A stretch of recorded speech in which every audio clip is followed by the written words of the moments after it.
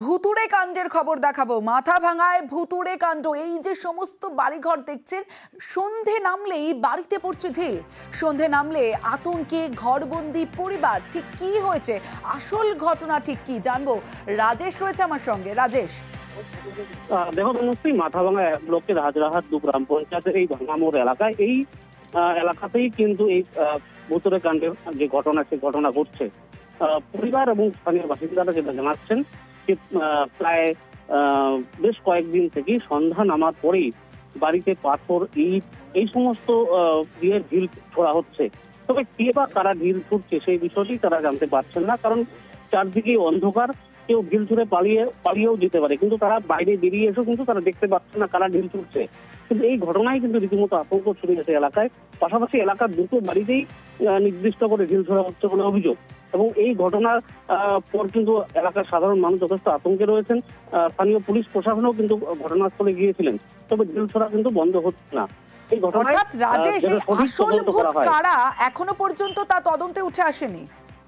দেখো, আসল ভূত কারা সেটা এখনো তদন্ত হয়ে আসেনি। তবে স্থানীয় প্রশাসনের যেটা বক্তব্য, যে সমাজ বিরোধী দুষ্কৃতীরা এই ধরনের ঘটনা ঘটাতে পারে, এলাকায় একটা আতঙ্কের পরিবেশ তৈরি করতেই তারা এমনটা করছে বলে মনে করছে। তবে পুলিশ গোটা ঘটনা তদন্ত শুরু করেছে এবং যারা এই ঘটনার সঙ্গে যুক্ত স্থানীয়রা মনে করছে যে পুলিশ তাদেরকে নিশ্চয়ই চিহ্নিত করবে।